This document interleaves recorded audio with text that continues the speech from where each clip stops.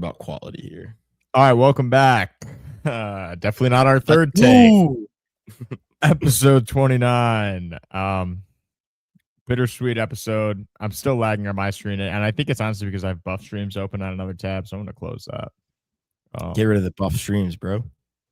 Is that wait? Can we endorse them though? What are they? The new Stream East?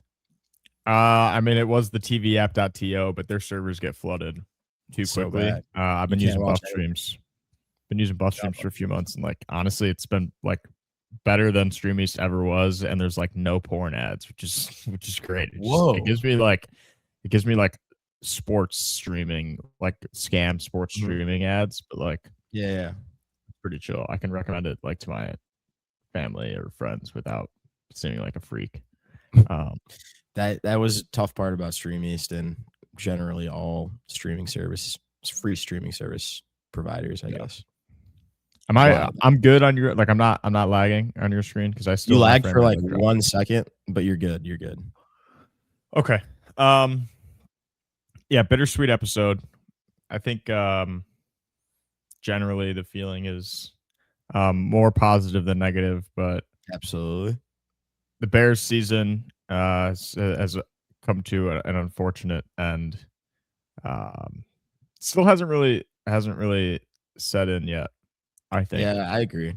I think it's really just, and I think you said this like pretty soon after the game. The hardest part about it wasn't really the loss. It was more that like I'm going to be sitting at work at Thursday this week and not have any Bears football to look forward to, which it sucks. It sucks a lot, especially with how fun they were to watch this year. I mean, it's one thing to win, but to win how they were winning, it was just like appointment television, even if you weren't a Bears fan. So yeah, that we're gonna miss that. We're gonna miss that a lot. I think the difference between this year and years past, but especially last year, was that like by the time week 14 had come around and we were still on that 10-game losing streak, like I was so ready for the season to be over. Not only because we had been knocked out of the playoffs, but because like every loss had been like so painful that by the time the season ended, I was like, thank God that was like, it was too much. Like it was genuinely just like, it felt like a weight off my shoulders, which has never happened because I mean, I love watching football and I love the Bears. But after last year, it was just like, I need a break. Yeah. It's like, how much more can one person take? But it couldn't be like, it couldn't have been more of a turnaround this year with this season. Easily the most fun season of our lifetimes. And in any sport, I'll actually throw that out there. Even though we've had championship seasons in other sports, I've never had more fun week in and week out watching a team that I support. Yeah. That's like, it was such a magical season. Even down to the end, even down to the loss, it was still magical. And I think I think a big thing that sort of gets lost in all of it is that as much as I'm confident in the Bears' future and that will be good, there's just never going to be another season like this one. Absolutely. As far as it was, first year with Ben Johnson, the culture shock with Caleb. Right? Yeah, you exceeded like every expectation that you had set for yourself going into the season. You won in the most miraculous of ways. Everything from here on out will be completely different. And to think that it came after all of those years of suffering, it's like next season you will have higher expectations that might be met. Hopefully they will be. I think that they have a good shot of doing so, but there's been a couple of years where the Bears were good and like we thought they were going to be good the next year, and then they didn't really show up. And they went 8-8. Yeah, I mean, I don't think that's the case with this team. I think it very much so feels different. But the fact is, like, every year from here on out, as long as we have Ben Johnson and as long as we have Caleb Williams, the expectation will be to win and to win games in the postseason. Absolutely. I would hope that this is like the worst roster the Bears have for a long time. But a part of that, a part of being better and being a consistently good football team is you sort of lose the magic of being the underdog and being in those late game scenarios Yep. that we were in this season and came out on top so many times. Yeah. That's what Like, I'm gonna miss more than anything. yeah. I don't know, like league wide, but especially in the division next year, like the Bears will have sort of a target on their back, which we've experienced a little bit before, but I think it'll be much, much more obvious next year. You had the handshake with LaFleur and how Packers fans felt after that game. Like those will be two really intense games. And then, the Lions, like obviously the storyline there with Ben Johnson, like they had a down year last year. They're going to be motivated as all hell. And then, add that on top of the division rivalry and the Ben Johnson saga. So those are going to be two bloodbaths as well. And then the Vikings, maybe it'll be chill. We'll see. We'll see how 9 progresses and if he turns into a starting quarterback caliber player. But they could be a challenge too. I mean, they're a well-coached team with, maybe Brian Flores will be scooped up by somebody, but if he's not, I mean, they have arguably the best staff in the league outside of maybe Seattle. So, they're not gonna roll over and die. And then you get the first place schedule, like everyone likes to point out. But I mean, going into this season, we had what, fourth hardest schedule, second hardest schedule, something like that. Second hardest schedule, finished with the fourth easiest. So Yeah. as much as those preseason schedule power rankings come out, like you don't know who you're playing until you play them. And even seasons go different ways all the time. Even after the fact too, like if you play the Ravens or whoever with a backup quarterback, or if you just play a team on a week where they don't have it, like even if they're a good team, they don't necessarily play up to or down to their record. You could catch a bad team on a good week. You could catch a good team on a bad week. Like that Lions team in maybe it was 22 or whatever, when they first became good, like they started 0-10 or something like that. By the end of the year, they were juiced. Like they were a tough team. So it's all fluid. It's all matchups. It's all week by week. You can only put so much, attention and faith into the preseason power rankings based on the previous year's record.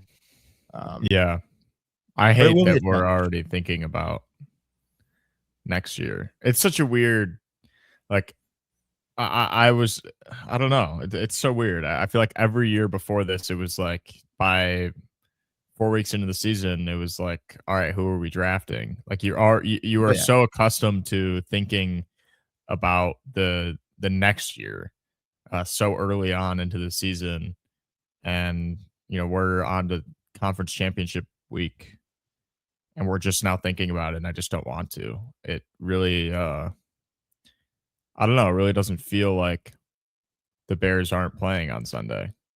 It's it hasn't set in yet. No.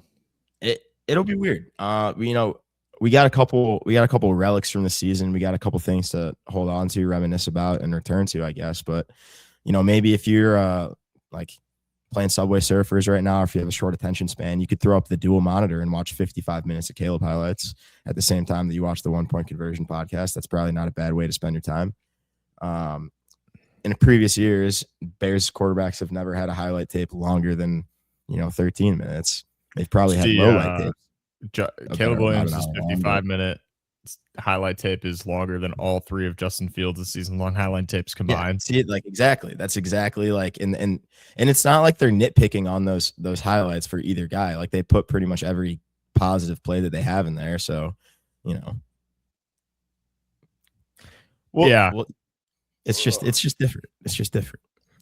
Yeah, that's going to be a very enjoyable watch. Yeah, I think multiple times.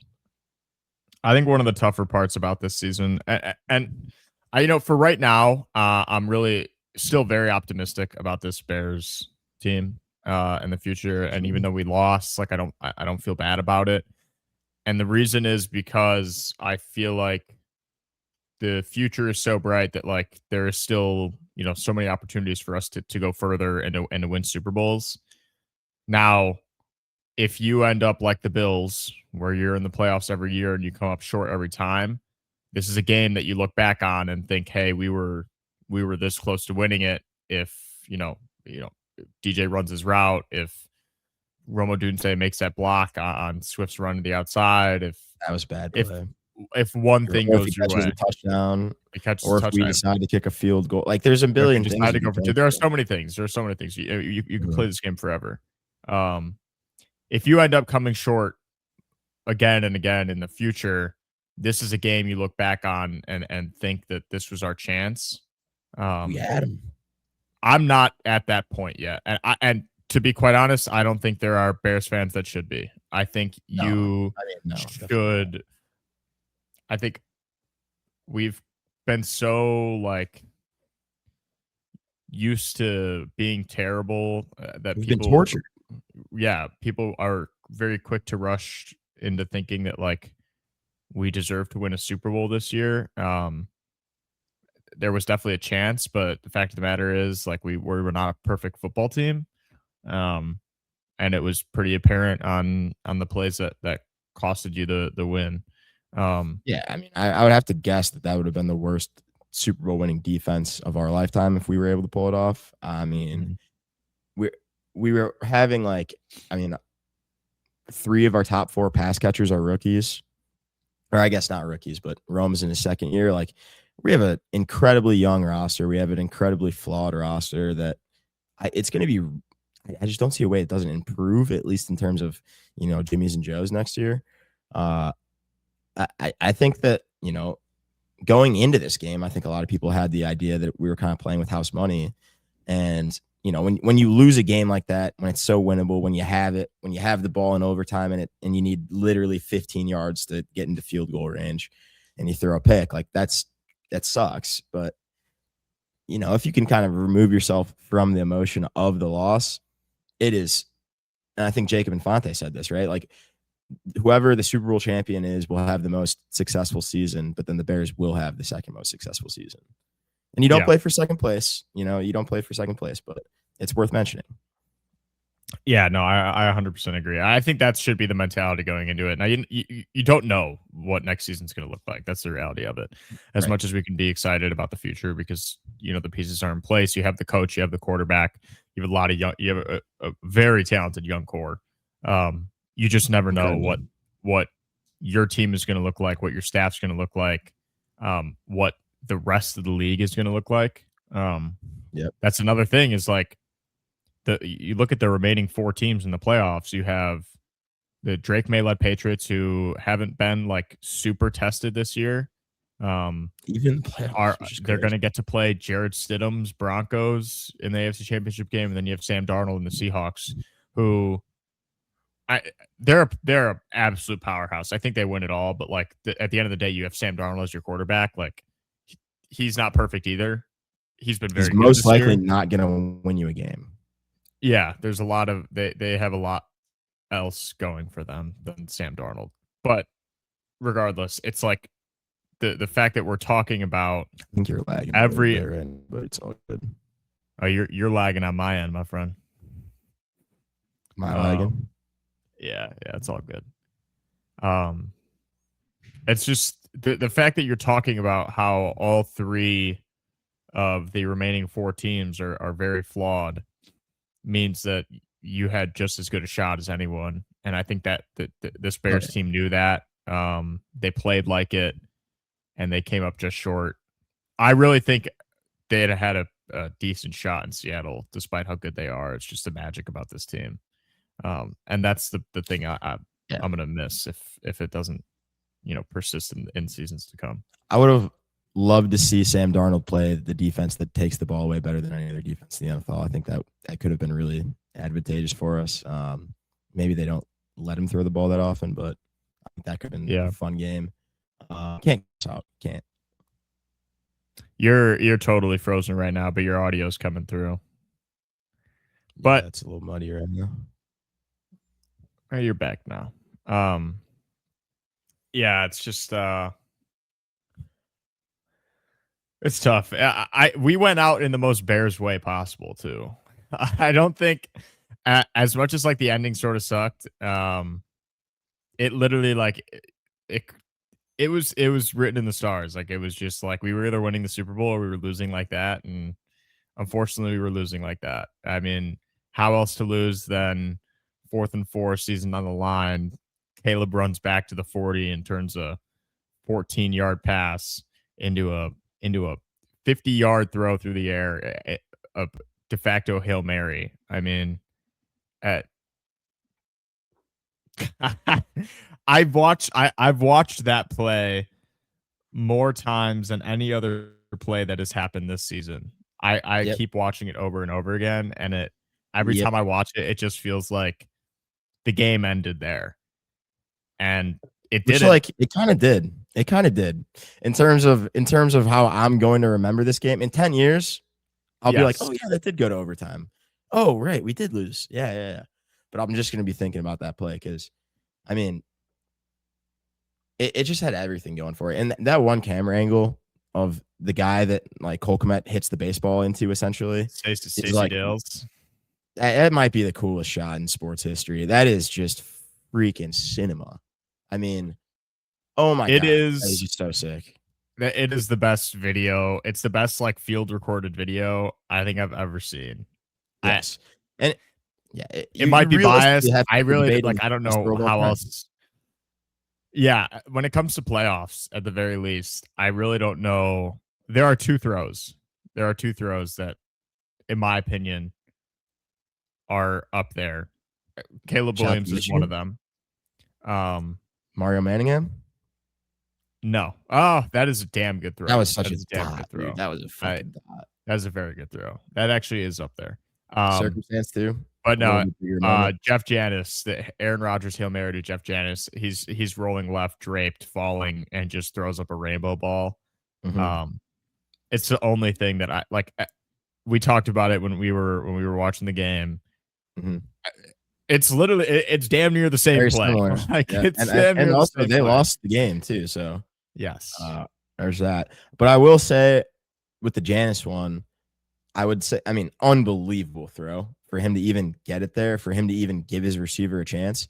But I would say that was like, you know, an A+ catch with an A++ throw versus, Cole Kmet, shout out to him for being open and for not dropping the rock, but that was a pretty routine catch for him at the end of the day. Like it just fell in his lap, and the defender was like, I mean, we talked about this. The defender was sitting on the goal line, and he was like, "All right, I'm good here. If like unless Yeah. the reincarnation of Jesus Christ is about to throw this ball, like there's no chance it's getting over my head." And then he just like looks at it. I don't even think he believes his eyes. I think he's like, okay, well, it looks like it's going over my head right now, but that's not possible. So I'm just gonna stay here. And then by the time that he actually realizes it's going over his head, Cole Kmet's already doing his celebration. So unbelievable. And then he tried to call for a push off too when Cole didn't even touch him, which Yeah, Cole boxes out a little bit. But yeah, if you're Kobe Durant and you see Caleb just running back 30 yards behind the line of scrimmage, there's no way that the thought even crosses your mind no. that he's going to get that ball off and it's going to go over your head and into the hands of Cole Kmet. And over your head with velocity too. It wasn't like if he just threw it off his back foot 1,000 feet in the air, like that's one thing. But it was like, it had a little juice on it. I've seen people compare it to Russell Wilson's 2-point conversion throw against the Packers in the playoffs. Russ, it's a crossfield throw, but like Russ sort of just lofts it up there and it floats in the air for a while.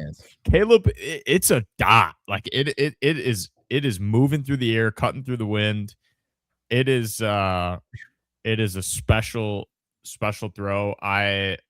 Some people are saying they'd rather that play not happened and for it to have just been like we lost in regulation. How could you horrible take? How could you not want to see Caleb Williams do stuff like that? That might have been a top 10 moment of my life. Like, not even kidding. Like, that was one of the most fucking unreal moments I've ever had. Like, we were at a bar and, shout out Eddie's, shout out to, this cup, right? But the entire place exploded for like 2 minutes to the point where like we had to like actually remember that the extra point was going to happen. Yeah. It was pandemonium. Like, I wouldn't trade that for the world. Sure, we lost in a heartbreaking way, but no, that play was sick.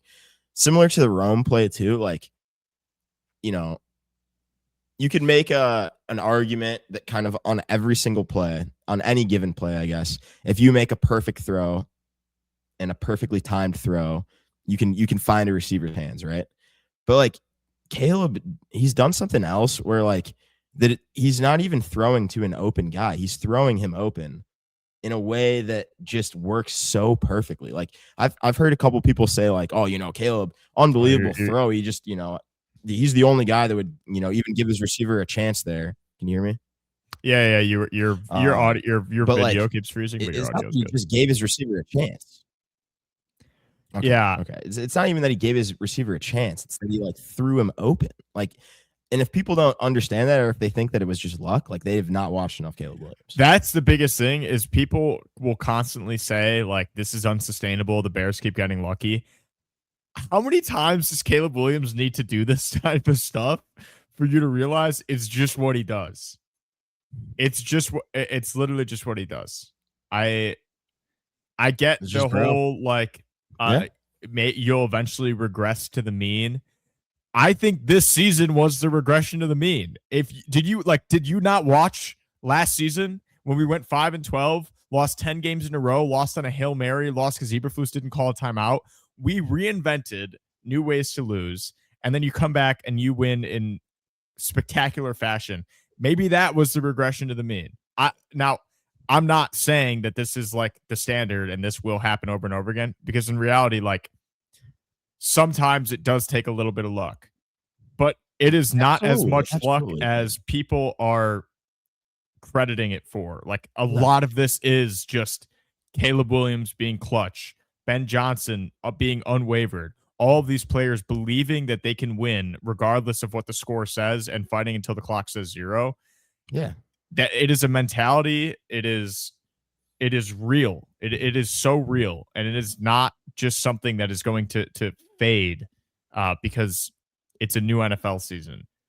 If anything, I think the Bears just won't be in those scenarios anymore because they're going to be a better football team. Like the prophecy for this team in the long run is maybe not next year, but 2 years from now, whenever they have the best roster, this team is going to go undefeated.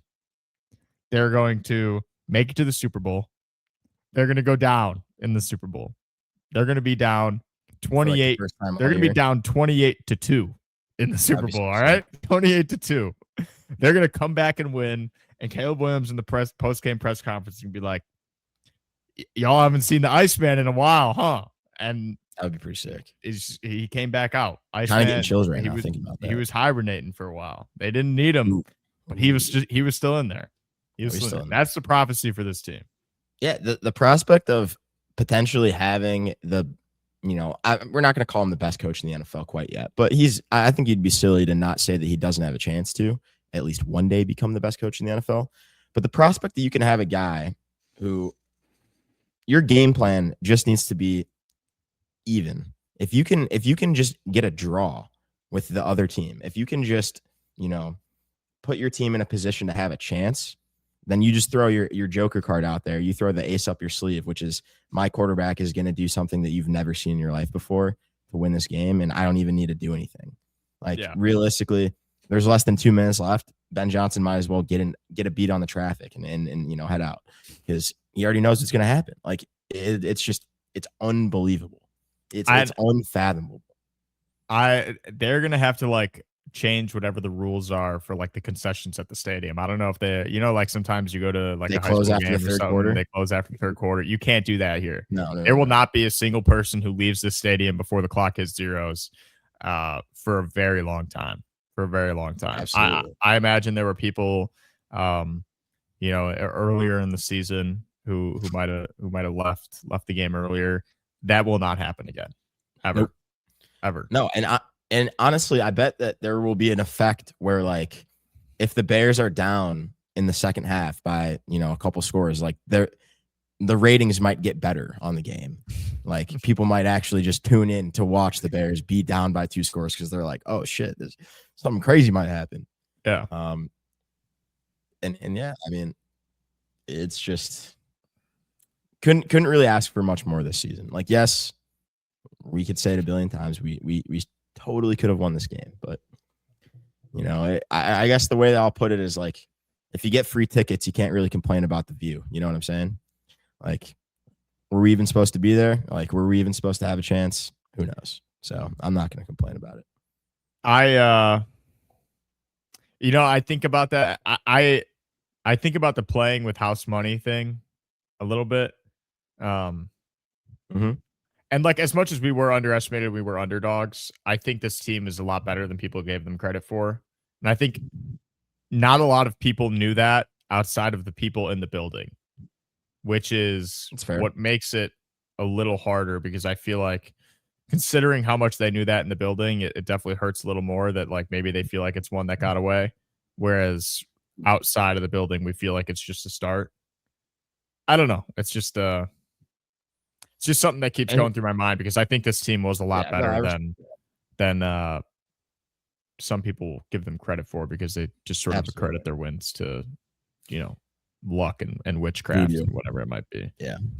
The Pope. I mean, to think about it though, like absolutely, I know what you're saying. The team knew how good they were, or at least knew how good they could be, and that was pretty apparent, you know, early-ish in the season.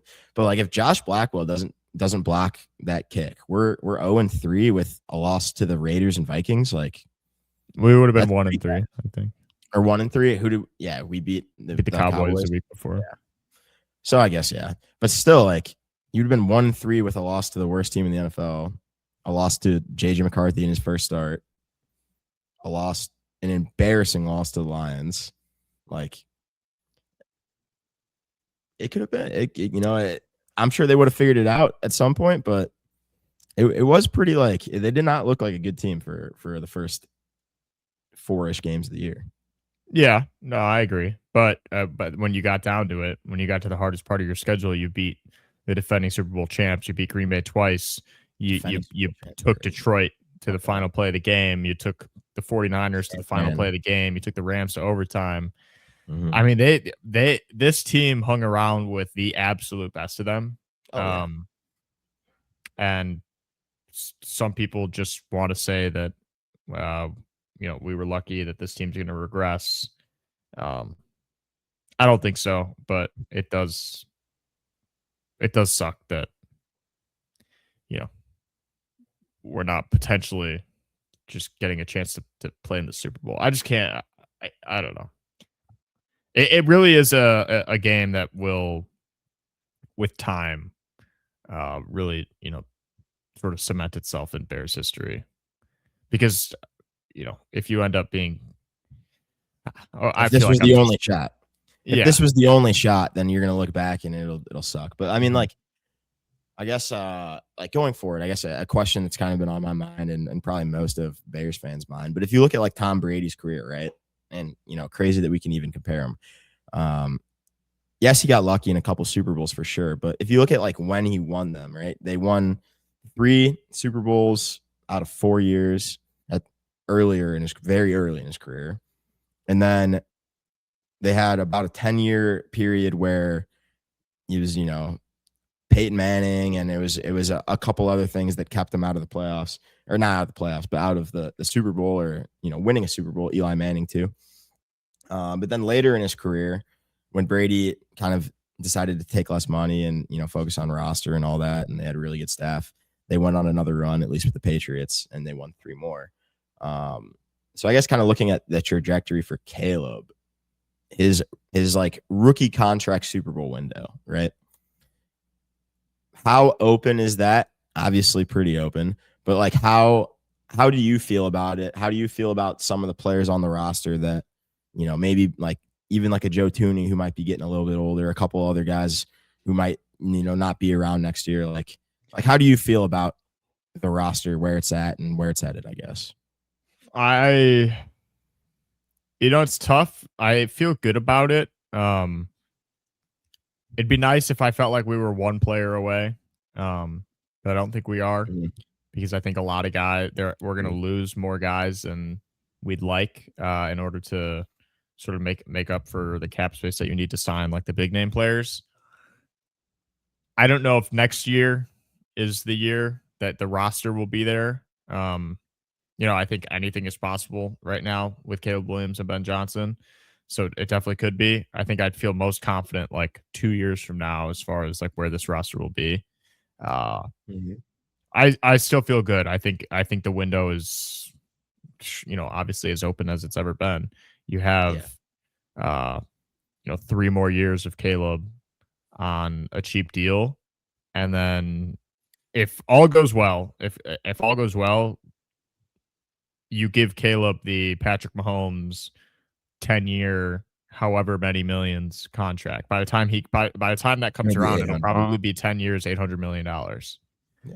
which sounds ridiculous, but with the way the cap space is growing and the way it will continue to grow, um, 5 years down the line into that contract of Caleb Williams, and even though he's making $80 million a year, it won't be that high up among whoever the top paid quarterbacks are, because the reality is every single year there's a brand new highest paid quarterback in the NFL. So what you want to do is make him the highest paid quarterback like when you sign him, but that contract needs to be long. That contract needs to be Yeah. very long, because Patrick Mahomes right now is like, Is not the top paid quarterback, right? no. And they have a lot of flexibility with their cap space. Like, they did it the exact right way. And the nice part is, like, Ryan Poles came from that system. So I have faith in that even when his rookie contract is up, they'll be flexible and you know, be flexible enough to keep good talent, like Super Bowl caliber talent around him. So Yes, sir. should we talk about some of the other plays, the actual game?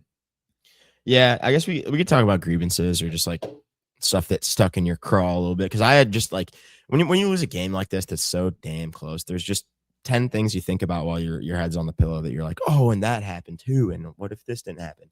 So like starting the game, like Rome, you just can't drop a touchdown, man. You just can't drop a touchdown, brother. And this has been a Yeah. common theme, not just the drops, but why are like for how good of a coach Antoine Randall is and how much of a culture he's set, why are his guys A, dropping the ball at all, and B, catching the ball with their body? Like, it's just, I don't get it. I don't get it. I don't see good wide receivers do that. Puka doesn't do that. Devonta Adams doesn't do that. Like, it seems like unfortunately, or I don't know, maybe this is an unfair take, but it seems kind of like a coaching and like a effort thing at the end of the day. Yeah, it just feels like inexcusable stuff. And that's sort of like where I was Yes. at earlier with like, this is an imperfect team. Like, it's just we're still very far away from what it takes to be a Super Bowl winning team. I think the biggest part that I keep coming back to is that, like, so are the rest of the teams that are alive right now.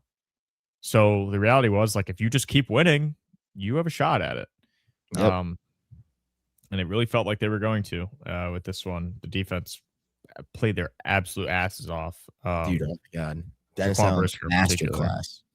Yeah, Brisker probably played himself into a contract on this game. I actually think he might have. It's just so, like, it came out of absolutely nowhere. Dude, holy shit. Obviously it's going to take a little bit of time. I think he might test free agency. We'll see what sort of money he's looking for. And you also have to see. Seems to be a Chicago guy, though, I will say. Yeah. More than almost anyone. Who knows Yeah. how much that You just have to see what the free agency pool looks like for the safety position and the guys in the draft before you do anything. But yeah, it's just the drops are just, especially from Colston Loveland, it was really uncharacteristic. Rome sort of been doing that a little bit all year. I mean, every receiver has been. I think we led the league in drops.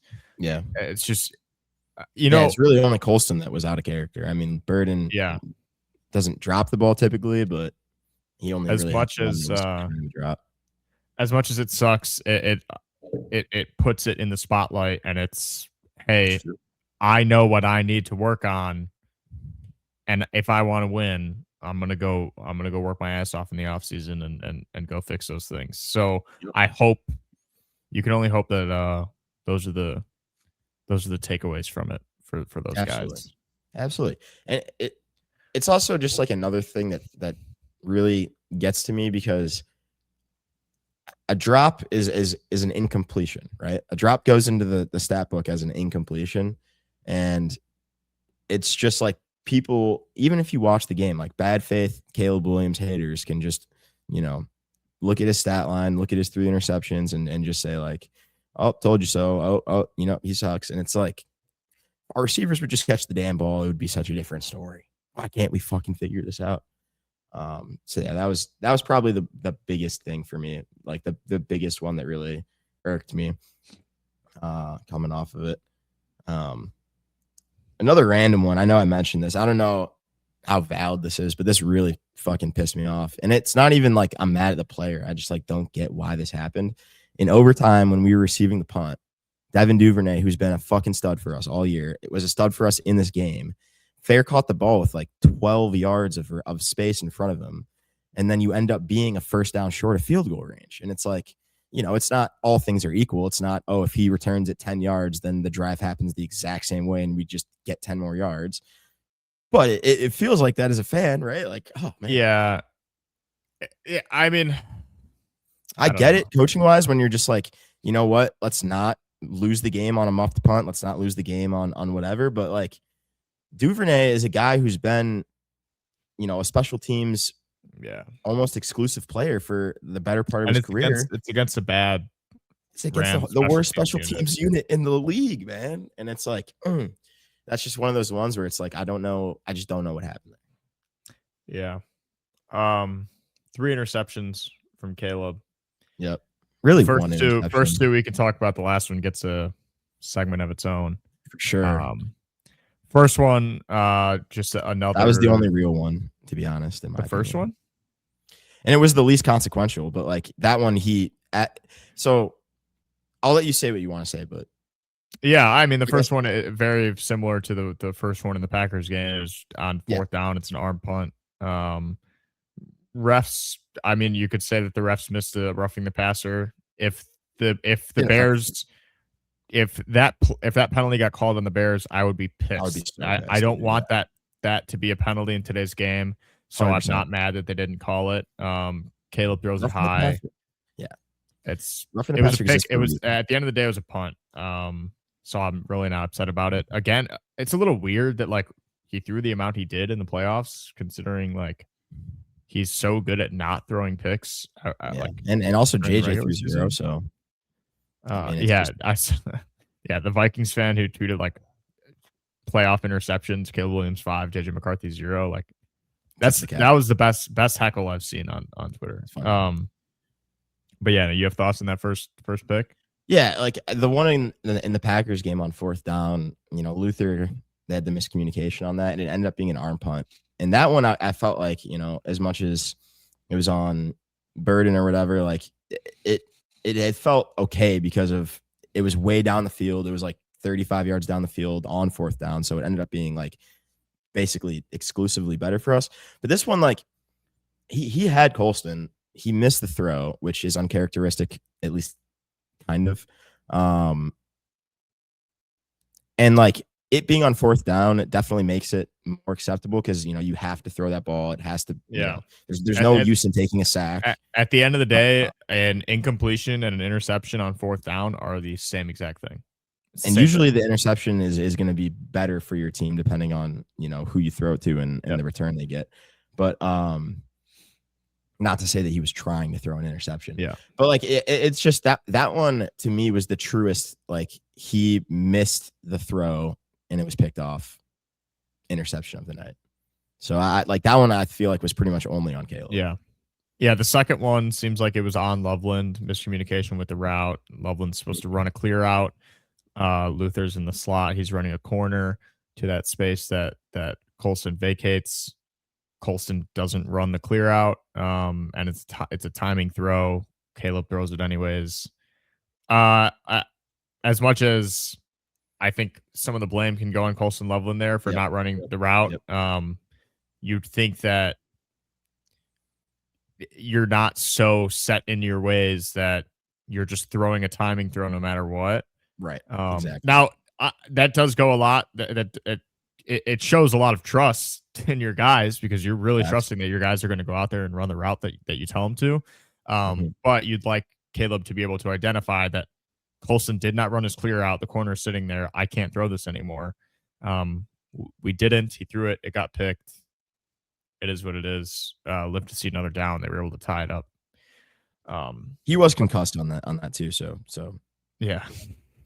He probably did run the right route. He just, you know, He heard the play backwards or something. I don't know. It was mushy. The third interception in overtime.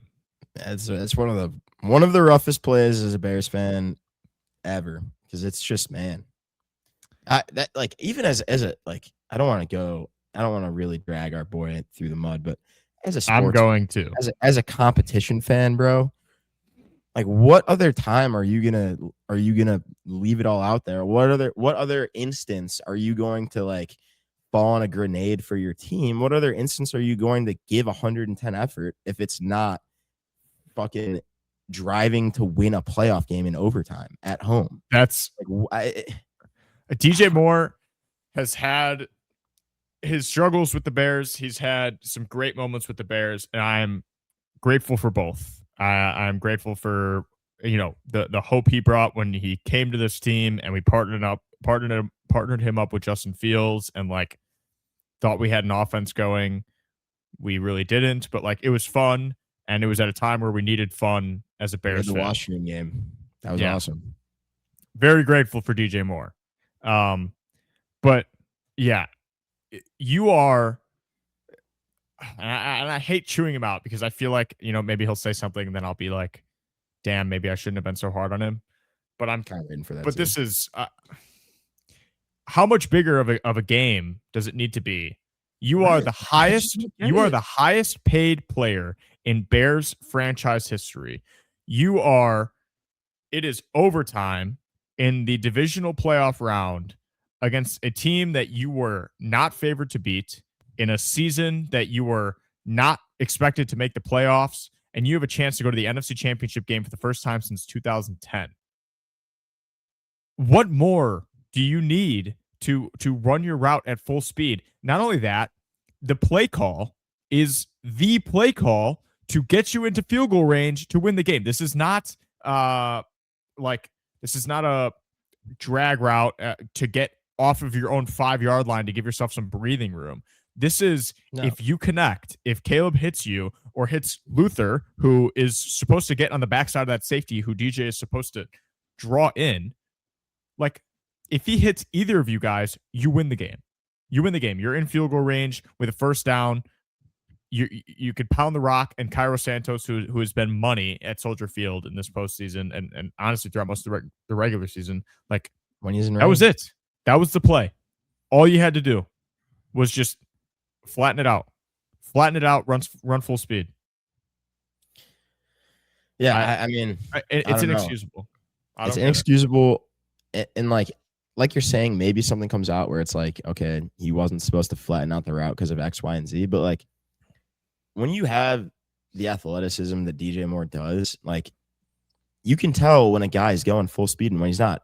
If you watch film of the Bears this year, you will watch plays where it's Olamide Zaccheaus in the slot, and then the next play it's Luther Burden in the slot. And Olamide, he's moving as fast as he can, but it just does not look like Luther. When Luther's in there, it is full speed. It is going absolutely balls to the wall. And then you have DJ, who on certain plays is slower than Zaccheaus, and on other plays is faster than Burden. So it's like, there is so much variance here. There's too much variance here. It has to be an effort thing of some sorts. And, as someone who's seen a lot of DJ Moore film this year, I know that he was not running full speed. He wasn't. Yeah. He was was basically jogging. And it's like in a season of where the main message is accountability. Like that was one of the biggest things you harped on. That was one of the things that Bears fans wanted to hear Ben Johnson talk about in his opening press conference when he got hired, because Eberflus was the furthest thing from accountable. A season that's been all about accountability and fulfilling your role. And you do that. That's the effort you give on a play that sends this franchise to literally the third biggest game in franchise history, damn near. Like pretty much, yes. 85, 2006, and then this. It's unbelievable. I find it very hard to imagine. It's very hard to imagine that DJ Moore is a Bear next year. Absolutely. Very tough. And like even we could comment on the throw. I'm sure it wasn't the most perfect throw of all time. It's not, no. But when you look at what's his face, who had fucking 3 interceptions, by the way, shout out to bro, whatever he was. No, he had 2. Oh, he had 2. It was Cam Curl was the last one. Cam Kobe Curl, Durant yeah. got the first 2. Oh, really? Okay, I thought honestly the Cam Curl had all 3. I don't know why. I thought I saw that on the post game. But if you look at where he catches the ball, he's diving for it, right? And he's catching it, a foot off the turf. DJ, who was in front of him, if he was in that area, that ball is going to be like he's going to have a better chance to get to it. He just is. He's in front of the ball, and it comes in really low. Like it was higher where DJ Moore would have been standing. He would have had a chance not only to make a play on the ball and break up the interception, but to catch it. And I just don't like it. It's just such a weird play. Yeah, I can't even think about it too much. I don't even. Yeah, I genuinely don't want to. I don't want to because I don't want the sentiment of this season in this game to be negative, because the reality is that this team was awesome. It's the most fun I've ever had as a fan of any team. Yeah, they fought harder than damn near everybody they played. Yes. So that's what I'm going to choose to remember. I saw a tweet about like the memories of this loss will fade, but the effort from Caleb Williams on that last on that 4th and 4 throw, like that stuff is immortal. Like that play will never be forgotten. Oh, absolutely. I mean, and Caleb too, like he had the ankle last week, which didn't even that didn't look horrible, but there was no sign that ankle injury even happened once he got off the field. And then this week with his finger, there was really no sign other than, the broadcast trying to make it a deal at some point, that his finger was hurting. Like, just talk about a guy that puts his body on the line, that plays through injury and through pain, and just doesn't even seem to get phased. He also he had a couple awesome runs. What we could talk about maybe, moving into next season. I'd love to see him use his legs even more. But he had that one run where he set the edge by jogging around the yes in overtime on 3rd and 4 or whatever, something like that, and then hits the Jets and gets licked. Like he runs into a literal brick wall. That's a car crash type of hit. In single digit weather. Let's go. In single digit fucking weather. Gets up and he's like, let's fucking go, first down. Like that's just you can't push that. And it keeps how do you I just don't get how you see that app. If you're DJ Moore and you watch your quarterback do that, and then you're gonna half-ass your route not even 2 minutes later. It's just it's insane. Yep. It's insane. It's insane. I will say too, and I don't know, but I hate talking about it. It makes me so mad. On the Cole Kmet play too, though. On the Cole Kmet play, DJ kind of slips falling into the end zone, right? And he gets up to look back to see it because he sees the throw and he kind of he falls at the end of his route, but he gets up to kind of look back at Kmet, and he's excited. I can tell that he's happy that it happened, but he wasn't jubilant. He wasn't losing his mind. And but I don't think none of the guys, that's the standard. But it's just really when all the other things are in question, it's just does he even really want to be here? I don't know. Yeah. It's I don't know. We're putting it to rest. We're putting it to rest. Putting it behind us. I think it'll be the last snap that he plays in a Bears uniform. Unfortunately, it sucks that it went out that way, but we'll remember the Packers memories. We'll remember. We're gonna remember the Packers memories. We're gonna remember the 4th and 4 throw. Yeah. I honestly, I don't have too much else. I think I want to save a lot of whatever offseason talk that we have for sort of a separate episode. I think this needs to be just a sort of a recap of this game. And I have one thing we could sit on this, or we could just go over it kind of briefly and maybe flesh it out on a later episode. But just a little perspective for this season, right? I have last year's schedule pulled up, and We won against Tennessee in that bullshit game. That was fun, right? Houston game, miserable. Colts game, miserable. Washington game, everyone knows what happened there. Cardinals game, laid a fucking egg. Patriots game, laid an even bigger egg. Packers game, guess what happened there, right? Minnesota game that went to overtime after Caleb's heroics in that game. Know what happened there. Detroit on Thanksgiving, guess what happened? 49ers, ass kicking. Vikings again, ass kicking. Lions, ass kicking. Seahawks, worst game I've ever watched in my life. Finished the game with a dub against the Packers and then carry that momentum into this year. But like, we've said it all year. You've said it all year. Last year's team found every way to lose. This year's team found every way to win. We can't look back at the season and we can't have the end of the season be anything but what a ride, like what but an appreciation, I guess. So you can't look at it any other way. Yeah. I think it would be unfair too. Yeah, I think a lot of people who are not Bears fans, particularly like the haters, are just like calling the season a fluke. And what a lame way to watch football. What a lame way to watch sports. Facts. How sad do you need to be to see everything that this team did, to watch them win in the most miraculous fashion, watch them literally light a city on fire, like bring joy to a city that loves its teams probably more than anyone, to deliver those moments. And you watch that and just think like, what a fluke, what a crock of shit, this team's gonna suck next year. You suck.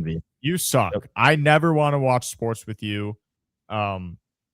This was the most fun, just awesome season you could ever imagine. And it was great for the NFL too. Like, it was great for football fans. The NFL is better when the Bears are good. And it has never been more true than it is right now. And, you know, as a Bears fan, like, we haven't watched postseason football, but watching Josh Allen ball his ass off, I respect that. I appreciate it. Watching Patrick Mahomes do his thing, I respect it. I appreciate it. I'll even say it. When Aaron Rodgers threw that ball to Jeff Janis, I jumped out of my fucking seat. I was like, there's no way. How could you not be amazed by that type of stuff? So it's just, you know, appreciate the sport. If you're going to be a part of it, if you're going to root for it, if you're going to put in a good amount of time into football, appreciate the fucking sport and appreciate the evolution of the sport, the progress and everything that is. And, you know, look at Caleb Williams. And I mean, obviously we're homers, but like, he is evolving the game of football. He is the next echelon of the super athletic Houdini, you know, quarterback, i.e. Mahomes, i.e. Josh Allen. Like, if you're a Packers fan, I get it. If you're a Packers fan, I can respect your hate. You know, that's fair. I would return it. But like anyone else, and it feels like it's a lot of people. Commanders, you just get the fuck out of Velus Jones. What about Velus Jones, dude? Like, get out of here. Get out of here. Go, like, oh my God. Go, you know, be on the hands team for Seattle and lose them a playoff game. Which would be awesome. That would be so funny.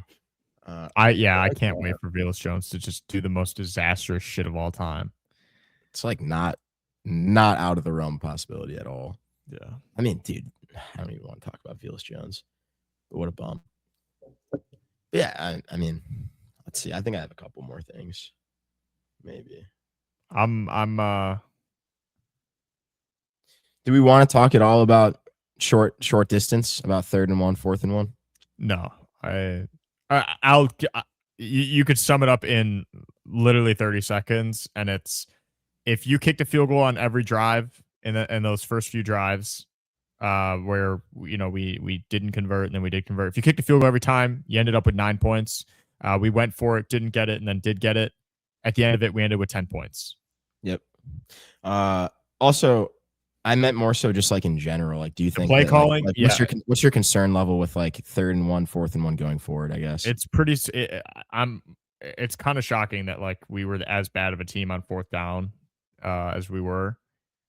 I have all the faith in Ben Johnson that it's like Drake May on 3rd and 6. Yeah, yeah, literally. I have all the faith in Ben Johnson that the short yardage, gotta have it scenarios are going to be a big, big part of what he works on this offseason.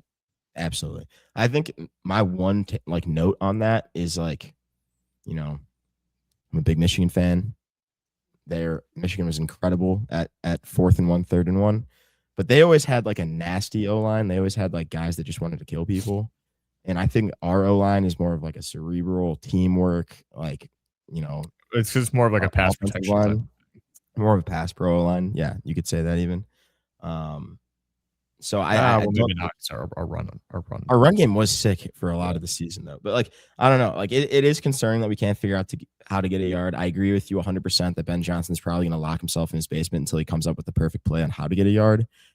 But I do think that like it wasn't as simple as like let's just run duo with Monangai and pick up a yard. Like it wasn't. Yeah, that was just what I wanted to say about that. And then last note. This is kind of like overarching thing, I guess. I like this question, but it hasn't happened in my heart yet. But I think in my brain, Caleb is becoming he's approaching at least very close to Devin Hester territory in terms of being my favorite player of all time. I think my heart's got a while to go because I was a child. I was watching Devin Hester and it was awesome. But in terms of like Devin Hester, he doesn't have a 55-minute highlight reel with the Bears. Let's just say that. That is true.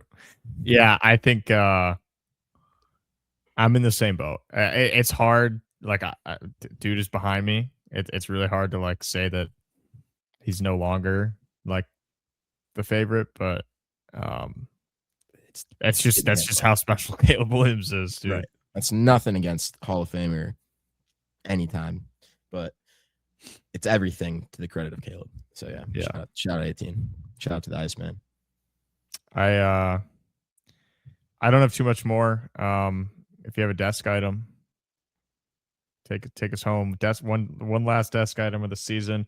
We're still gonna we'll still be recording episodes throughout the off season. I'm sure they'll be weekly at least for a little bit. Maybe once we get towards a certain time of the year, it might be a little bit more spread out because football season gets real dry. Wow, look at this guy picking up puzzles. Picking up puzzles. He's holding it. That is the Big House versus Notre Dame. First ever night game at the Big House, right? Yes, sir. Yes, sir. That is a puzzle. Puzzle I got Smalley for his birthday. Pretty sweet. That's cool. That looks great, Smalley. Yes, sir. Yeah, we'll still be recording episodes into the off season. For sure. We're gonna we'll work labs. Yeah, I think that'll be a big focus of our off-season content is having guests on, doing interviews. There's a lot of stuff to talk about. I think it's an important off-season for the Bears. It's going to be the longest off-season ever. And the funny part about it is that it's the shortest off-season ever. And it's so packed. It is the shortest one we've had as Bears fans for a very long time, but it is going to feel so long. Long. I mean, usually by the time the Super Bowl runs around, or comes around, I'm not sick of football. That's not the way to put it. But I'm kind of like, you know what? This NFL season has come to a close. I probably don't want to spend, the next Sunday watching 12 hours of football, even though I would. But this year, no, there's none of that. It's just going to be like, damn, I wish I was watching my boy right now. I just opened up the NFL Instagram and it's just Caleb Williams made the throw of the year 4 different times. Which is like not even an exaggeration. Like I wonder how they'll do. Like the NFL always does their top 100 plays. Yeah, and like how do you not put Caleb Williams in the top 10? 4 of the top 10. Like there's no way that's ever happened before. There's really not like that many. You think about all the plays that happened this season. There's really not that many that are better than what he did. Like top 10. Dude, no. We'll have to see what happens these next few weeks, but dude. I mean, Bengals, Packers, and then Komet, like those are maybe 4 of the top 5 plays. Yeah. Dude, the Bengals play is the worst of the 4 of them. The Browns one? Or the Bengals one to Colson Loveland? Yeah. Yeah. Yeah, we're which not was a even counting walk-off touchdown. the Browns one, dude. The Browns one will be a full top sprint something, right, just throwing cross body. that one's not even a good play. That's That one sucked. And Caleb, dude, in Caleb's comparison to the other. all-time highlights, that one's gonna be like, oh yeah, that was cool. That Yeah, was all right. Best throw of 90% of quarterbacks' lives. yeah. I'm so sad that we don't get to watch another week, man. They got another week to get better, and we got a better draft slot. We'll take that copium and we'll carry it into the offseason. We had a lot of copium at the end of last season. Might as well have a little bit at the end of this season. Yeah. But I think and we have our draft picks, so that's another thing that hasn't always been true for us. Yeah. But that's that's a wrap for the Bears season, I guess. We very grateful to all of you guys who tuned in and watched. Hell yeah. Lot of fun stuff coming for the off season. Very excited to get after it with Smalley. I think the goal is focus on growth. Let's try to get this thing rolling. Get some clips out there. Yep. Dominate the offseason. There ain't gonna be too many people covering the Bears like us. That's absolutely true. As we get into this offseason. And next year we'll come back even stronger. So we gotta work on growth, we gotta work on accuracy, and we gotta work on footwork. Those are the keys. No, thank you guys for watching. We'll be back next week, I'm sure. Yep. Got a lot of we'll cover the conference championship games a little bit, but obviously the focus will be on the Bears. But how does Coyote Peterson end his videos? Do you remember? Oh, be brave, stay wild. Oh, damn, I can't believe I forgot. There was a time where I would rip that off dome, no hesitation, dude. But we grow, man. We grow. That's what it's all about. Yes, sir. All right. Thanks for watching. We'll see you next week. Peace. Go Bears. Sick YouTube outro. Yeah, bear down. And fuck the Packers.